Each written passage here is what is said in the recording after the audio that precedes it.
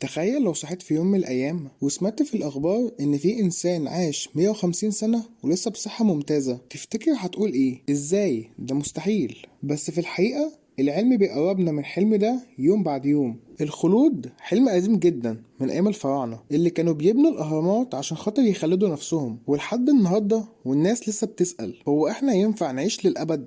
ولو ينفع هل فعلا هنكون لسه احنا؟ الانسان بيموت من اسباب كتير، امراض، حوادث، ضعف اعضاء الجسم، وخصوصا الشيخوخة. بس هل الشيخوخة دي حاجة طبيعية ولا خلل ممكن نصلحه؟ العلماء النهاردة بيبصوا للشيخوخة كأنها مرض، ولو ده مرض يبقى ممكن نعالجه. فعليا في تجارب على الفئران خلت عمرها يتضاعف بعد ما لعبوا في الجينات، وفي تقنيات زي كريسبل بتخلي تعديل الجينات اسهل واسرع. في ملياردير امريكي اسمه براين جونسون بيصرف الملايين عشان يوقف شيخوخته، بيتابع كل وجبة وكل حركة، وبياخد أكتر من 100 مكمل غذائي في اليوم، وبيعمل تحاليل دورية عشان خاطر يقيس عمر أعضائه الداخلية. وفعليا العلماء لقوا إن جسمه بقى أصغر بيولوجيا من سنة حقيقية. وفي كمان شركات ضخمة زي ألتوس لابس، وفي كمان شركة كاليكو اللي تبع شركة جوجل. الشركات دي بتحاول تعمل إعادة برمجة الخلايا عشان خاطر ترجعها شباب من تاني. طب هو ازاي هيعرفوا يعملوا الكلام ده؟ في طريقتين للخلود.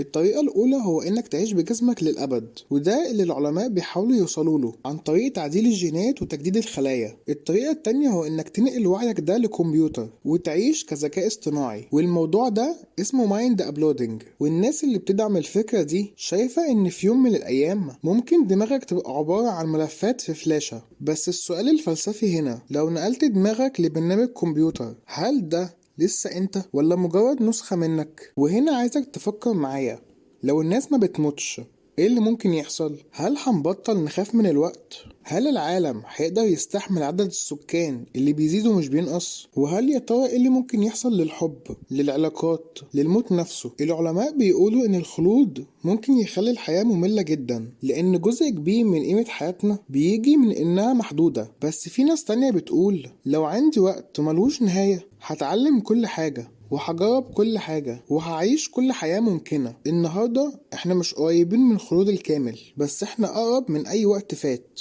العلم بيتقدم بسرعة، واللي كان بيحصل في أفلام الخيال العلمي بدأ يدخل في المعامل فعلا. في علماء بيقولوا إن أول طفل هيوصل لعمر 150 سنة اتولد فعلا. الخلود مش فكرة غريبة زي زمان، النهاردة هو مجال بحث حقيقي شغالين عليه علماء وأطباء ومبرمجين. كل اللي اتقال في الحلقة دي ما هو إلا أبحاث علمية، ولازم نعرف إن الله هو بيده كل شيء، وهو من يحيي ويميت، وهو على كل شيء قدير. فاللهم ارزقنا حسن الختامة، امين يا رب العالمين. وانا مستني الكومنت بتاعك على القناة عندي، واتمنى يكون الفيديو عجبك واستفدت منه.